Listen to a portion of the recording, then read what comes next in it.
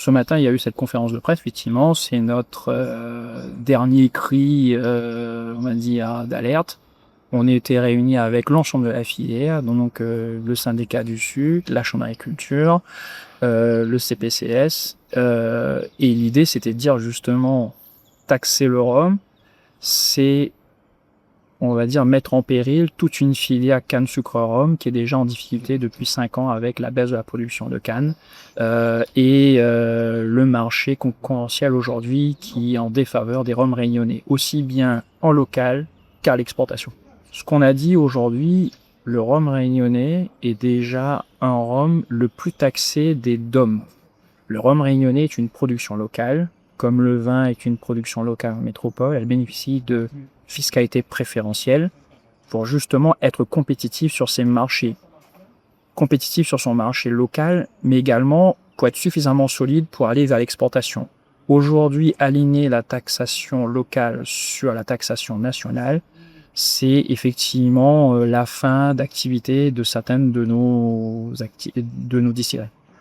Alors aujourd'hui, au niveau de l'évolution de la taxation, pour rappel, il y a eu l'augmentation de la VINES sécurité sociale, donc taxe de l'État, de 360% en 2020. Au 1er janvier 2026, on a eu l'augmentation de la majoration d'assises régionale.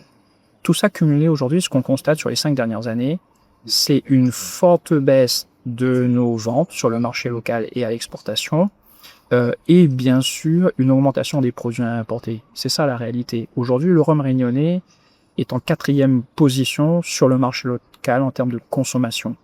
Une taxe supplémentaire, c'est effectivement accélérer l'effondrement du rhum réunionnais. Aujourd'hui, ce qu'on dit, c'est que la taxation locale, elle est réduite. Mais pour justement répondre à des défis économiques, à des défis de maintien de l'emploi et de développement de l'activité. Ça ne veut pas dire qu'aujourd'hui, on ne lutte pas contre l'alcoolisme. Je veux dire, tout ce que je vous ai rappelé tout à l'heure, c'est une manière de lutter contre l'alcoolisme, mais tout en préservant une filière qui emploie 15 000 personnes. Nous, ce qu'on demande, c'est avoir une méthode de travail avec l'ensemble des parties prenantes sur un sujet aussi sensible que la lutte contre l'alcoolisme. On est des acteurs responsables et engagés pour le territoire. On a toujours été autour de la table auprès des services de l'État, notamment au travers de la charte alcool, où justement l'idée c'est de mettre en place des actions de prévention et de coopération avec les services de l'État pour évaluer les actions de prévention, leur efficacité économique et sanitaire.